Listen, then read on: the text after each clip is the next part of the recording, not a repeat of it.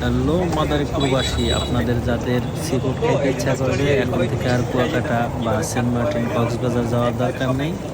এখন থেকে আমাদের মাদারীপুর শকুনি লেক পারে জেলা প্রশাসকের বাসভবনের অপোজিটে পাওয়া যাইতেছে সামুদ্রিক মাছ।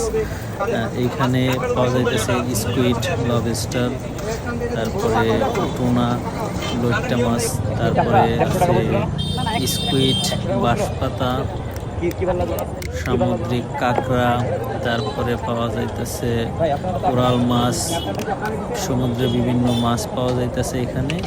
এখন থেকে আর আমাদের কুয়াকাটা বা কক্সবাজার যাইতে হবে না মাছ খাওয়ার জন্য। এখন থেকে আমরা আমাদের মাদারীপুর লেক পারে বসে বসে কুয়াকাটার একটা ফিল নিতে পারবো।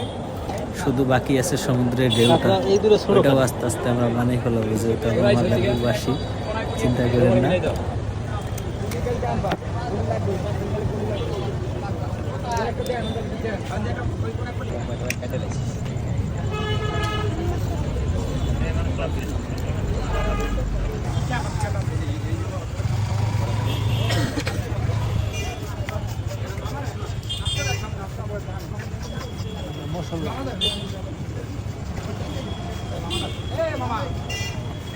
जी मामा, कौन मामा?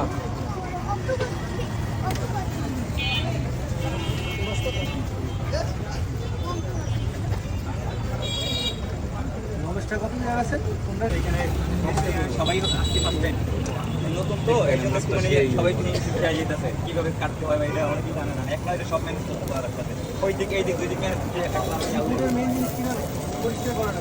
হ্যাঁ হ্যাঁ হ্যাঁ দেখবা যে ইটালিয়ানরা বা সুন্দরভাবে কাটে মাছ কাটার উপরে সৌন্দর্যটা চলে আসে। জি জি জি একটা এটা দিন কাটার নিয়মটা